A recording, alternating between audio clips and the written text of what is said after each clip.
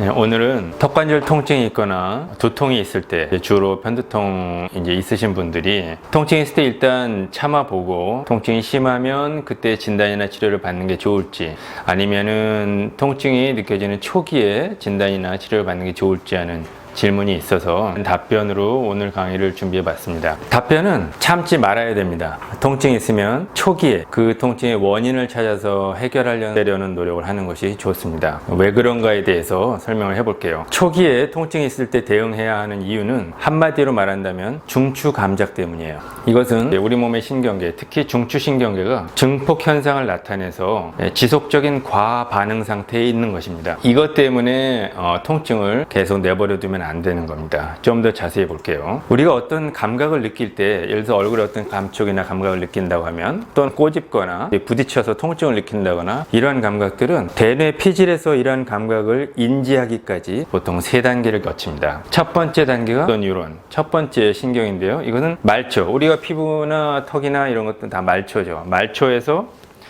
척수, 우리 머리 뒤쪽에 척추에서 올라가는 중추신경을 척수라고 하는데요. 맨 아래 부분이 척수입니다. 그 다음에 뇌간이라는 부분이 있고요. 그 다음에 요쪽 시상 부분은 이제 간뇌, 그리고 이제 대뇌로 가거든요. 첫 번째 1차 뉴런에서는 말초에서 어떤 감각이 중추신경계의 첫 번째 단계인 척수와 뇌간에서 두 번째 신경하고 연접을 이룹니다. 신경과 신경을 만나는 것은 이제 시냅스, 연접이라고 하는데요. 거기에서 시상까지, 시상은 이제 뇌에서는 이쪽 부분이 시상인데요. 시상까지 두 번째 2차 뉴런이 신호를 전달하고 그 다음에 시상에서 대뇌 피질로 가는 3차 뉴런으로 신경이 한번 전달돼서 넘어갑니다. 그래서 두 번의 시냅스, 두 번의 신경 연접을 거치게 돼요. 그때 말초에서 척수까지, 척수나 뇌간부터 시상까지, 시상에서 대뇌 피질까지 나뉘어집니다. 그런데 우리가 어떤 지속적으로 어떤 통증 자극을 받게 되면은 2차 뉴런, 척수나 뇌간에서 시상까지를 신경 전달을 담당하는 2차 뉴런에서 신경 가소성 변화라는 것이 일어납니다. 지속적인 염증에 의한 통증 또는 통증 자극이 있을 때 2차 뉴런 자체, 이 신경이 변성을 일으키는 거예요. 그래서 신경의 변성입니다. 이 2차 신경 자체가 과도하게 예민해지는 거예요. 우리가 안면부에서 어떤 자극이나 통증을 느꼈을 때 1차 신경을 통해서 요 아래 부분 척수하고 이제 뇌간에 해당합니다. 그 맨 아래쪽에 있는 것이 미측소액, 그다음에 극간소액, 구강소액으로 올라가게 되는데 이 미측소액이 주로 통증 자극을 담당하는 부분이에요. 통증이나 편두통, 두통이나 이런 통증을 느끼게 될 때 이것이 이 미측소액 부분에 계속적으로 자극이 전달돼서 2차 신경으로 신경 전달이 이루어지게 되는 거죠. 여기에 지속적인 통증 자극을 주게 되면은 이 부분에 있는 2차 신경이 변성을 일으킵니다. 2차 신경을 이제 좀 더 자세히 들여다보면은 통각 수용 특화 신경인 Nociceptive Specific Neuron, NS라고 하는 뉴런하고 그 다음에 좀 더 넓은 범위에서 신경 전달 신호를 받아들이는 Wide Dynamic Range 뉴런이라서 WDR 뉴런이라고 부릅니다.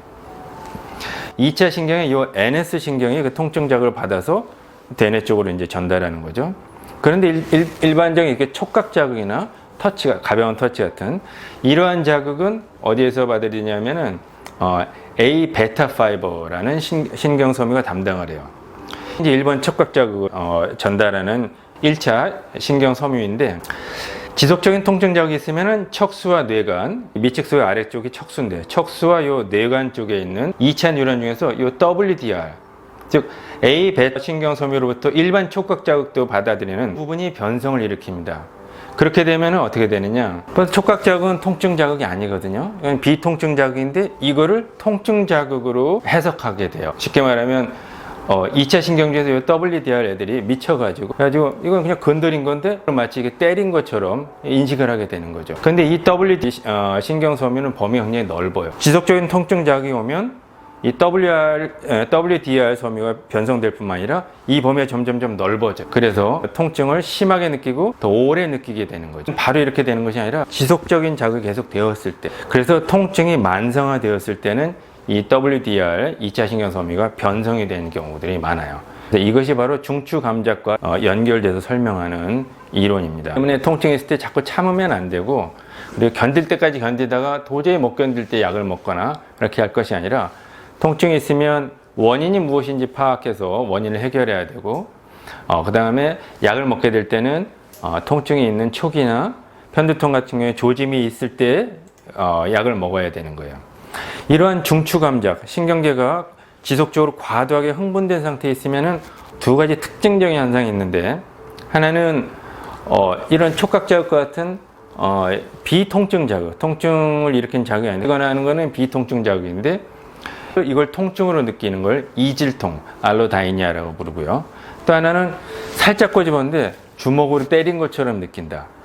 통증 자극 자체를 exaggerated pain이라는 것은 좀 과도하게 통증을 느낀다는 거예요. 이거는 통각 과민, 하이퍼알제시아라고 부르는데, 이 두 가지가 특징적인 거예요. 턱관절 통증 오래 지속되면은 그때는 이렇게 턱을 살짝만 움직여서 너무 아픈 거죠. 오랫동안 아프고, 편두통도 계속 내버려 두면은 통증이 더 심하게 느껴지고, 그리고 두통의 기간도 점점 길어지고. 그래서 이렇게 만성 통증 환자가 되면은 뭐 조금만 건드려도 되게 아파요. 오랫동안 아파요. 그러면은 이 만성 통증을 가지고 있는 사람 자체도, 내가 이 정도 가지고 이렇게 아픈 거는 좀 이상하다, 아니지 않나, 내가 너무 이렇게 과장되게 반응을 하나, 스스로도 이렇게 생각합니다. 그리고 주변 사람들, 친구들이나 좀 가족들도 너무 이렇게 오버한다, 이 사람. 뭐 이렇게 슬쩍 건드렸는데 아프다고 난리냐. 주변 사람들 자기를 미쳤다고 보고, 자기도 자신을 미쳤다고 보기 때문에 사회적인 생활 자체도 이제 어렵게 되고, 심리적인, 정신적인 타격을 입게 되는 거예요. 그렇기 때문에 어떤 초기의 통증이 만성 통증으로 변화되기 전에 그 통증의 원인을 다루고 해결하기 위해 노력하는 것이 좋습니다. 통증이 있을 때 전문가를 찾아서 그 원인을 찾아내고 제거하려고 애를 쓰고 초기에 적절한 대응을 하는 것이 좋죠. 턱관절 질환 같은 경우에는 우선 턱관절 질환을 일으키는 요인이나 또는 악화시키는 요인이 뭔지를 찾아내서, 사람마다 좀 다릅니다. 찾아내서 그것을 먼저 바꿔주는 것이 인지행동요법이라고 할 수 있는 거고요. 그 다음에 초기 단계에서 물리치료나 운동요법이나 또는 약물 같은 이제 가벼운 치료법으로 해결할 수 있고, 이게 더 진행이 되면 장치를 쓴다거나 보툴리눔 톡신, 보톡스 주사요법이나 조직재생 주사 같은 것을 턱관절에 사용하게 되는 것이죠. 편두통 같은 경우에도 유발 요인이 사람마다 다릅니다. 그래서 어떤 유발 요인이 있는가를 찾아내서 그것을 제거해 주거나 피하기 위해서 애를 쓰고, 그리고 이제 편두통이 올 것 같다라는 조짐이 있을 때 약을 먹어야지, 두통이 일어난 후에 시간이 지나서 도저히 못 견뎌서 약을 먹는다, 그때는 효과도 떨어질 뿐더러 두통이 오히려 더 나중에 더 심해지게 되는. 그래서 통증이 있으면 참지 말고 먼저 그 원인이 무엇인지 찾아서 속히 해결하려는 노력을 하는 것이 중요하다 하는 것이 오늘의 강의 내용이었습니다.